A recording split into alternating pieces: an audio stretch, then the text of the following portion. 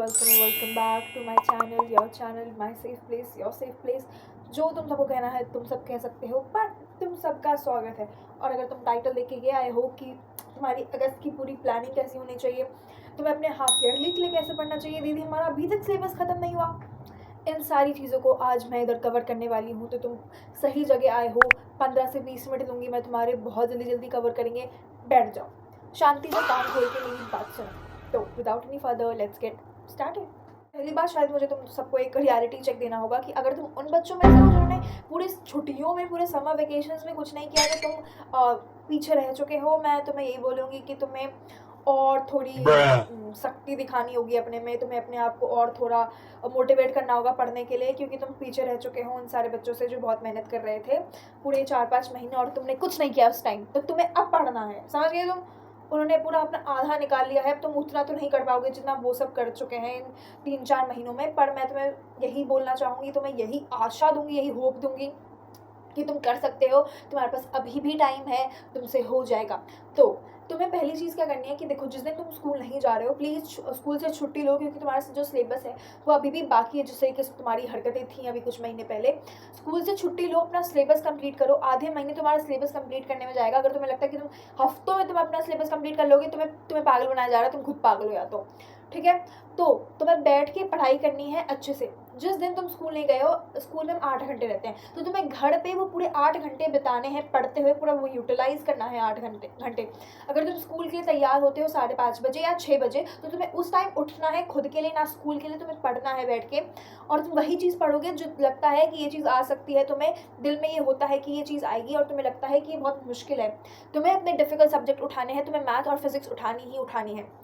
देखो, अब स्कूल गए नहीं हो तुम उस 8 घंटे, ऑब्वियसली तुम स्कूल नहीं गए हो, तो तुम्हें बैठ के पढ़ाई करनी है वो पूरे 8 घंटे। अब ये चीज़ हो गई है, कोई भी छुट्टी नहीं लेनी है, ठीक है? मतलब अगर तुम्हारा सिलेबस कंप्लीट जब हो चुका है तो तुम्हें कोई छुट्टी नहीं लेनी है। उसके बाद अगर नहीं है तो तुम्हें छुट्टी लेनी पड़ेगी, क्योंकि तुम्हें पढ़ना पड़ेगा भाई, नहीं तो तुम्हारा तो कल्याण हो जाएगा। डाउट ज़रूर होगा कि दीदी हम छुट्टियाँ लेते रहे, पढ़ेंगे कब? स्कूल का भी पढ़ना होता है, ये करना होता है, वो करना होता है। मैं ये नहीं कह रही हूँ कि तुम्हें हर टाइम ही छुट्टी लेनी है, मतलब पूरे 2 हफ्ते की छुट्टी तुम एक बार में लेके बैठ जाओ। नहीं भाई, देखो, तुम्हें छुट्टियाँ कब नहीं लेनी है? जब तुम्हारा कोई इंपॉर्टेंट टेस्ट हो। अगर तुम्हारा कोई इंपॉर्टेंट टेस्ट है कल, तो तुम कल छुट्टी नहीं लोगे, तुम आज उसके लिए पूरी रात भर पढ़ाई करोगे। मैं ये नहीं कह रही हूँ कि ये मत करो, वो मत करो। सुनो, तुम्हें टेस्ट के लिए भी पढ़ना है, क्योंकि वहाँ से तुम्हारी प्रोग्रेस का पता चलेगा कि तुम उस चैप्टर के लिए कितने मजबूत हो कि नहीं हो।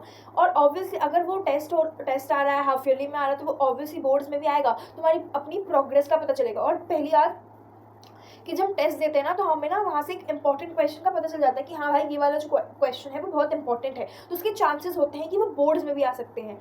समझ गए तुम? बात समझो मेरी। और हाफ ईयरली में तुम्हें ऑब्वियसली अच्छे मार्क्स लाने ही हैं। मैं ये नहीं कह रही कि अब प्री बोर्ड गया, सॉरी PT1 गया हमारा 40 मार्क्स जैसा भी था, गया। पर हाफ ईयरली में ऑब्वियसली टीचर्स ऐसा पेपर पैटर्न बनाते हैं कि वो थोड़ा मैचिंग होता है बोर्ड से। तो मैं तुम्हें बोलूँगी कि थोड़ी सी मेहनत वगैरह करके पूरी रात भर पढ़ लिख के उस टेस्ट के लिए भी पढ़ो, बोर्ड के लिए भी पढ़ो।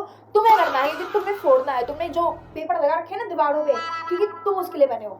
Oh wow, very very much motivation. हाँ, तो अगर अब हम बात करें कोचिंग वगैरह की, कि हमसे कोचिंग नहीं मैनेज हो रही है, हमसे स्कूल नहीं मैनेज हो रहा है, तो उसकी ना मैंने एक शॉर्ट्स डाल रखी है, तो कहीं मैं दिखा दूंगी तुम्हें मैंने कहाँ डाल रखी है। तो मैं तुम्हें यही बोलूँगी, जाके उसे देखो। मैंने बहुत सिंपल तरीके से, बहुत अच्छे तरीके से उसे चीज़ें समझा रखी हैं, तो प्लीज़ देखो। एंड या अगर तुम यहाँ तक आ चुके उसके बाद मेरे चैनल को सब्सक्राइब नहीं कर रहे हो, तो तुम्हें मेरे हाथ से एक थप्पड़ खाना चाहिए। ऑब्वियसली मैं हमेशा तुम्हारे इतने अच्छे खासे टिप्स और ट्रिक ले आती हूँ, और बहुत अच्छे खासे स्टोरी टाइम भी ला रही हूँ, जो मैंने ऑब्वियसली अभी डाला है, story time of my new school वगैरह फर्स्ट डे। तो मैं यही बोलूँगी कि तुम मेरे चैनल को सब्सक्राइब कर दो, लाइक शेयर सब्सक्राइब, जो भी होता है सब कर दो प्लीज़, ओके? तो अब हम बात करें कि अगर तुम कोचिंग में 3 घंटे बैठे हो, तो तुम्हें उन 3 घंटों को बहुत अच्छे तरीके से एक तो यूटिलाइज करना है, पढ़ना लिखना है। अगर तुम्हें 15 मिनट का 20 मिनट का ब्रेक मिला है, तुम हाँ उतनी गॉसिप कर सकते हो, उतना गपिया लो तुम लोग बैठ के। पर अगर तुम्हारा कोई कोचिंग में दोस्त नहीं है, ऑनलाइन कोचिंग में भी तुम्हारा कोई दोस्त नहीं है, तो प्लीज़ जो लिखवाया है उसी को पढ़ना, ज़्यादा इधर बात मत करना, थोड़ा खा वा लेना। ऑब्वियसली तुम खाना इज़ मोर इम्पोर्टेंट, ओके? ये हो गया, मैंने चीज़ें लिख रखी हैं उधर। अगर हम बात करें कि तुम स्लो लर्नर हो, जो कि मैं तो भाई, मुझे तो चीज़ें बहुत आराम से समझ आती हैं, मैं अपना टाइम ले लेके समझती हूँ। तो मैं ये बोलूँगी, अगर लाइव क्लासेस हो रही है तो तुम उसको स्किप कर दो, और जब तुम स्किप कर रहे हो तो कोई इंपॉर्टेंट टॉपिक कर लो, कोई दूसरा रिकॉर्डेड लेक्चर देख लो। और जब वो लाइव खत्म हो रही है 3-4 घंटे के बाद, तो 3-4 घंटे में जो तुमने देख रखा है, जो तुमने रिकॉर्डेड देख रखा है, उसके उसके क्वेश्चन प्रैक्टिस करो, वो हो गया तुम्हारा 1 घंटे में। उसके बाद जो लेक्चर चला था अभी उसको भी रिकॉर्डेड देखो, और ऐसे तुम्हारे बैकलॉग्स नहीं होंगे, मैं तुम्हें लिख के बता रही हूँ, ऐसे तुम्हारे बिल्कुल बैकलॉग्स नहीं होंगे और तुम्हारे बहुत अच्छे खासे नंबर आएंगे, तुम्हारे कॉन्सेप्ट थ्योरी वगैरह सब क्लियर हो जाएंगे। एंड ऑब्वियसली जब ये तुम्हारा लेक्चर खत्म हो गया हो, 15-20 मिनट का ब्रेक लो, तुम सब कुछ सर पे अपने नहीं डालना है, बोझ नहीं लेके बैठना है। अगर तुम बोझ लेके बैठोगे तो ऑब्वियसली नहीं हो पाएगा कुछ भी। मैं तुम्हें बहुत अच्छे तरीके से अपने एक्सपीरियंस से बता रही हूँ। एंड या अगर मैं बात करूँ कि अब तुम्हारा वो रिकॉर्डेड भी अब जो तुम देख रहे हो वो भी खत्म हो चुका है, तो हमें क्या करना है, तुम्हें लेना है अच्छा खासा ब्रेक। अच्छा खासा नहीं मतलब पूरा एकदम 1 घंटे का ब्रेक ले लिया, नहीं वैसा नहीं कह रही हूँ मैं। 15 या 20 मिनट का तुम ब्रेक लेना, बाहर घूमना, पार्क में से घूम के वगैरह ना, घर आना, उसके बाद फिर से उस चैप्टर के क्वेश्चन जो है प्रैक्टिस करना, एनसीईआरटी प्रैक्टिस करना। ये मत करना कि हाँ अभी हमने 15 मिनट नहीं पढ़ा है तो हम अगले 1 घंटे भी नहीं पढ़ेंगे। ऐसा मेरे साथ बहुत हो रहा है 11th में आके कि मैं पूरा 15 मिनट का ब्रेक लेती हूँ, पर मेरे वो 2 घंटे का ब्रेक हो जाता है और फिर मेरा मन ही नहीं करता पढ़ने का, और फिर मुझे बहुत थका हुआ सा लगता है। तो प्लीज़ ये गलती मत करना, मैं अपने पूरे अच्छे खासे एक्सपीरियंस से बता रही हूँ। तो ऑब्वियसली एंड कोचिंग मुझे पढ़ाया उसका ध्यान देना, ऐसा नहीं कि ये कोचिंग वाले तो क्या ही पैसे दे रखे हैं तुमने उसके, पढ़ो समझो। अब अगर हम टारगेट की बात करें, कितने सब्जेक्ट तुम्हारे 5 या 6 हैं? 6 हैं, मैं तो भूल जाती हूँ भाई, मेरे तो 5 हो गए ना, मैं अपनी बातें क्यों कर रही हूँ बीच में। इंग्लिश, मैथ, एसएसटी, हिंदी और इंग्लिश जो है तुम्हारा वो 6-7 सब्जेक्ट, 5 और तुम्हारा आईटी है। आईटी का तो मुझे समझ नहीं आता, आईटी मुझे बहुत आसान लगती है, उसका मैं अगले वीडियो में कवर करूँगी। पर जो हमारे 5 मेन सब्जेक्ट हैं उसकी हम बात पहले करेंगे। देखो, जब तक तुम्हारा हाफ ईयरली नहीं खत्म हो जाता है, जब तक तुम्हारी हाफ ईयरली आ नहीं जाती है, तब तक तुम कोई भी नया चैप्टर लेके नहीं बैठोगे, तुम वही करोगे जो हाफ ईयरली में आ रहा है। अगर हाफ ईयरली में 7 चैप्टर तक आ रहा है तो मैं वहीं तक करना, 8वां चैप्टर नहीं उठाना है। नहीं तो तुम्हें लगेगा यार क्या है और क्यों ही करना, मतलब वेस्ट ऑफ टाइम है तुम्हारा, यूजलेस चीज़ें तो करनी ही नहीं होती है। अब अगर तुम्हारा PT1 में जो 40 मार्क्स का था, अगर उसमें तुम्हारा कितना 20-30% मिनिमम इतना आया होगा, अब मैं बोलूँगी कि तुम्हारा जो हाफ ईयरली है उसमें 50 या 80 तक हम मिनिमम मान लेते हैं, इतनी परसेंटेज तक तुम्हारा सिलेबस कवर करेंगे स्कूल वाले। और अब तुम्हें इस तरीके की लिस्ट बनानी है ना कि जहाँ तुम्हारा डब्बा गोल है। अब तुम्हें ऐसी लिस्ट बनानी है जो चैप्टर तुमने किए हैं, जो चैप्टर तुमने आधे कर रखे हैं और चैप्टर तुमने किए ही नहीं है। और इस सारी लिस्ट बनाने के बाद तुम्हें देखना है कि इसमें इनमें से तुम्हें आता है कि नहीं आता है। एक क्वेश्चन प्रैक्टिस वाली भी लिस्ट बनाओ कि इनमें तुमने क्वेश्चन प्रैक्टिस की है कि नहीं की है, इसमें तुमने एनसीईआरटी सॉल्व की है कि नहीं की है। जब हम बोर्ड्स की बात करते हैं हमें एनसीईआरटी सॉल्व करनी पड़ती है, यानी कि हम ऐसे ऐसे कर लेंगे आसान से सब कुछ ऐसे हो जाएगा, नहीं हो पाएगा, समझो मेरी बात प्लीज़, ओके। तो बट ये क्या था, हाँ लिस्ट बनाओ क्या कंप्लीट है क्या कंप्लीट नहीं है। अब हम 1 हफ्ते का रखते हैं।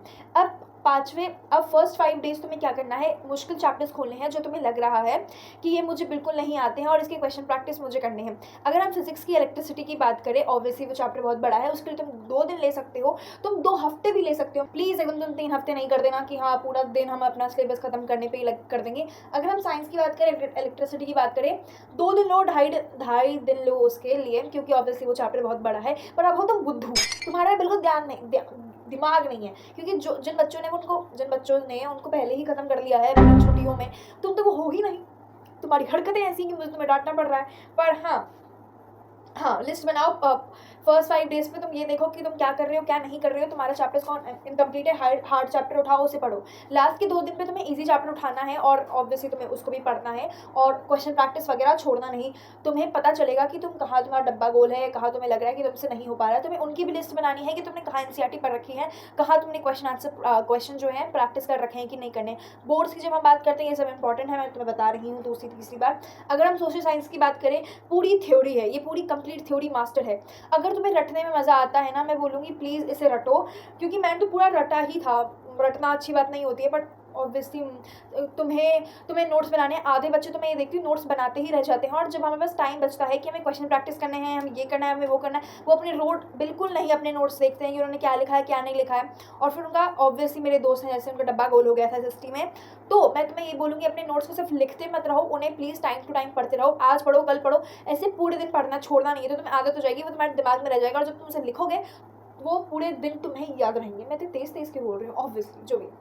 पर ये जो 2 है हमारे एसएसटी और हमारी इंग्लिश के, बहुत इंपॉर्टेंट होते हैं, हमें मार्क्स लाने में बहुत मदद करते हैं, तुम इसे नहीं छोड़ सकते हैं, ये चीज़ तुम्हें समझ आ चुकी है। एसएसटी में तुम्हें अपनी एनसीईआरटी पे ध्यान देना है, आंसर कैसे फ्रेम करना है उस पर ध्यान देना है। और अगर एनसीईआरटी और अगर तुम SST में ना लास्ट के 3 साल के पेपर भी सॉल्व कर लोगे ना तो तुम्हें वो बहुत मदद करेगा। मैं नहीं कह रही भाई 5 साल के पेपर सॉल्व करो, नहीं, मैं यही बोलूँगी कम से कम 3 साल के भी पेपर सॉल्व करोगे ना तुम्हारी बहुत मदद हो जाएगी, क्योंकि एक ही क्वेश्चन रिपीट होते हैं 3 साल 5 साल में, कुछ नया नहीं बन के आता है, एक ही चीज़ को करते हैं, बस आंसर एक ही होता है, क्वेश्चन अलग तरीके से करते हैं। तुम ये चीज़ देखो, आंसर की भी सर से भी सुन चुके हो, together we can we will, ये तो मैं लास्ट में बोलने वाली थी पर पता नहीं मैं अभी क्यों बोल चुकी हूँ जो भी। पर हाँ, अगर हम इंग्लिश की बात करें और SST की बात करें, ये जो हमारे चैप्टर्स होते हैं, ये जो हमारी सब्जेक्ट होते हैं, बहुत स्कोरिंग होते हैं। लोग, बच्चे, मेरी फ्रेंड्स, भाई मेरे दोस्तों ने अपना डब्बा गोल कर लिया था। पर हाँ, अगर हम इनकी बात करें और अगर हम इंग्लिश की बात करें, चैप्टर्स की समरी, टाइटल, इंपॉर्टेंट कीवर्ड्स और थीम करेक्टर, ये बहुत इंपॉर्टेंट होते हैं। तुम्हें आंसर राइटिंग में, आंसर फ्रेमिंग में बहुत मदद करते हैं। मैं तुम्हें बोलूँगी कम से कम इंग्लिश के ना तुम 25 क्या बोल रही हूँ, 25 क्वेश्चन पेपर सॉल्व करना बहुत मदद करते हैं, सच में मैं बता रही हूँ। और अगर तुम स्लो राइटर हो, प्लीज़ मैं बोलूँगी अभी से मेहनत करो कि जल्दी जल्दी लिखना स्टार्ट करो। प्लीज़ एक पेज क्वेश्चन पेपर सॉल्व करते रहोगे ना टाइम में लगा के, तुम्हें बहुत मदद करेगा, नहीं तो तुम्हारा पेपर छूट जाएगा उस टाइम पे। हाँ, अगर हम बात करें ग्रामर की, मेरी ग्रामर बहुत ख़राब थी, तो मैं बोलूँगी 12 क्वेश्चन आते हैं ग्रामर में, पूरे की पूरे 12 कर लेना, और जो पहले 10 है वो एकदम अगर तुम श्योर हो उनमें तो वो तो तुम्हें करने ही करने हैं, और लास्ट के तुम्हें 2 बचे हैं वो तुम्हें करने हैं। अगर तुम उसमें तुक्का भी मार दो, तुक्का मार दो, अगर तुम्हारा एग्जामिनर बहुत अच्छा हुआ ना तुम्हें वो उसके भी मार्क्स दे देगा, अगर वो तुमसे इम्प्रेस हो गया तो। अगर हम राइटिंग की बात करें, ज़्यादा मत लिखना, हमारे पास टाइम बहुत कम होता है। 100 वर्ड्स लिखे हैं तो 200 वर्ड्स पे जाके 150 में मत कर देना। मुझे लगता है कि तुम भर भर के लिख दोगे, 100 की जगह 200 वर्ड लिख दोगे तो एग्जामिनर खुश हो जाएगा। एग्जामिनर तुम्हें थप्पड़ मारेगा, मेरी हिंदी खराब हो चुकी है तुम सबके चक्कर में। पर हाँ, एग्जामिनर अगर तुम सामने बैठे हो तो तुम्हें थप्पड़ मार देगा, क्योंकि एग्जामिनर को नहीं फ़र्क पड़ता है कि तुमने क्या लिखा है, क्या नहीं लिखा है, उसको बस तुम्हें नंबर देने से फ़र्क पड़ता है। तुमने अगर शुरू में कोड डाल रखा है, नीचे कोड डाल रखा है, एक अच्छी सी लाइन डाल रखी है जो उसके दिल को जाके छू जाती है, तो मैं बता रही हूँ तुम्हें पूरे अच्छे से नंबर मिल जाएंगे। उसके डब्बे में से जो नंबर है वो पूरे 6 नंबर 5 नंबर तुम्हें फेंक देगा। तो तुम्हें एग्जामिनर का दिल और अपना दिल कैसे जीतना है वो तुम्हें सीखना पड़ेगा। Yeah that's all I think I should say guys, and yeah thank you guys for watching. IT और हिंदी की बात ऑब्वियसली हम बाद में करेंगे, क्योंकि इतनी तो लंबी कोई वीडियो मैं देख ही नहीं पाती थी जब मेरा बोर्ड का टाइम चल रहा था। बट या मैं समझ सकती हूँ तुम सबको। हिंदी और IT की बात हम ज़रूर करेंगे, और अभी के लिए इतना बोझ अपने सर पे डालोगे ना तो बहुत ज़्यादा होगा। मुझे समझ आ जाएगा कि जो मैंने पूरे तुम्हें 15-20 मिनट का ज्ञान दिया है, जितने मिनट का कोई ज्ञान दिया ना वो तुम्हारे बुद्धि में जाके बैठ गया। And yeah thank you guys for watching and seeing this video. Like share subscribe करना मत भूलना, क्योंकि मेरी ग्रोथ जो है चैनल की वो बहुत ज़्यादा रुक चुकी है। And yeah that's all, thank you, please subscribe to my channel. And yeah अगर मैं तुम्हें बोलूँ स्टोरी टाइम वगैरह का, तो मैं तुम्हें स्टोरी टाइम बिल्कुल दूंगी। ऑब्वियसली यू नो पुराने स्कूल से अभी तक वो मेरी मार्कशीट वगैरह नहीं आई है, CBSE ने भेजी नहीं है, वो भेज ही नहीं रहा है, तो मुझे उनसे थोड़े काम निकलवाने हैं। उसके बाद मैं तुम्हें बहुत सारे अच्छे खास एकदम स्टोरी टाइम्स वगैरह दूंगी। मेरे पास बहुत सारे स्टोरी टाइम्स है, लाइक मैं सोच के लगती हूँ लाइक ये सब कर रखा है मैंने। पर हाँ, I will tell you guys मेरे पहला PTM कैसा गया। मतलब ऑब्वियसली मेरे एग्जाम्स नहीं हुआ है, बट ऐसे प्री PTM हुआ था, तो उसकी भी स्टोरी टाइम्स मैं ज़रूर दूंगी। And yeah thank you guys for watching, please subscribe to my channel. अगले वीडियोज़ के लिए ज़रूर आना, अगले टिप्स एंड ट्रिक्स के लिए एंड गॉसिप्स के लिए। Bye bye, thank you guys for watching.